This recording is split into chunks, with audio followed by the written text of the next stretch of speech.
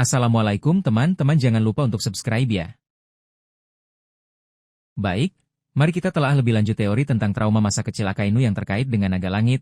Tenryubito premis teori trauma masa kecil. Teori ini berupaya menjelaskan intensitas dan ekstremitas kebencian Akainu terhadap segala bentuk kejahatan, terutama bajak laut, dengan menghubungkannya pada pengalaman traumatis di masa lalunya yang melibatkan naga langit. Pengalaman negatif dengan kelompok elit dunia ini bisa membentuk pandangan dunianya yang keras dan tanpa kompromi. Bagaimana trauma dengan naga langit bisa terjadi? Menyaksikan kekejaman naga langit, Akainu mungkin menyaksikan secara langsung kekejaman, kesewenang-wenangan, atau penyalahgunaan kekuasaan yang dilakukan oleh naga langit terhadap orang-orang yang tidak berdaya di masa kecilnya. Trauma ini bisa membuatnya mengembangkan pandangan bahwa pelanggaran hukum, sekecil apapun, dapat mengarah pada tirani dan penderitaan yang lebih besar, seperti yang ia saksikan. Menjadi korban kekejaman naga langit, Akainu atau orang-orang yang ia cintai mungkin menjadi korban langsung dari tindakan semena-mena naga langit.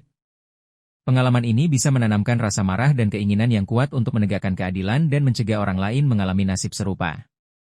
Ketidakberdayaan menghadapi kekebalan hukum naga langit, Akainu mungkin tumbuh dalam lingkungan di mana kejahatan naga langit tidak dapat dihukum karena status istimewa mereka. Rasa frustrasi dan ketidakberdayaan melihat ketidakadilan merajalela bisa membuatnya bertekad untuk memastikan bahwa tidak ada pelanggaran hukum yang lolos begitu saja ketika ia memiliki kekuatan untuk mencegahnya. Pengkhianatan oleh sosok yang terhubung dengan naga langit. Mungkin ada figur otoritas atau seseorang yang dipercaya Akainu di masa kecilnya yang ternyata memiliki hubungan dengan naga langit dan melakukan pengkhianatan atau kekejaman. Ini bisa menghancurkan kepercayaannya pada tatanan sosial yang ada dan membuatnya mengadopsi pandangan yang lebih ekstrim tentang penegakan hukum. Mengapa trauma dengan naga langit relevan dengan kebenciannya pada bajak laut? Meskipun naga langit dan bajak laut adalah entitas yang berbeda, trauma dengan naga langit bisa membentuk pandangan Akainu tentang otoritas dan pelanggaran hukum secara umum. Pelanggaran kekuasaan, baik tindakan semena-mena naga langit maupun kejahatan bajak laut adalah bentuk penyalahgunaan kekuasaan yang menyebabkan penderitaan bagi orang lain. Akainu mungkin melihat keduanya sebagai manifestasi dari masalah yang sama, kurangnya penegakan hukum dan tanggung jawab. Ancaman terhadap tatanan, Akainu mungkin percaya bahwa setiap pelanggaran hukum, jika dibiarkan, dapat mengikis tatanan sosial dan akhirnya mengarah pada kekacauan dan tirani seperti yang mungkin ia saksikan atau alami terkait dengan naga langit. Kebutuhan akan keadilan mutlak. Trauma masa kecil dengan impunitas naga langit mungkin mendorong Akainu untuk mengadopsi filosofi keadilan mutlak sebagai reaksi ekstrim terhadap ketidakadilan yang ia rasakan di masa lalu.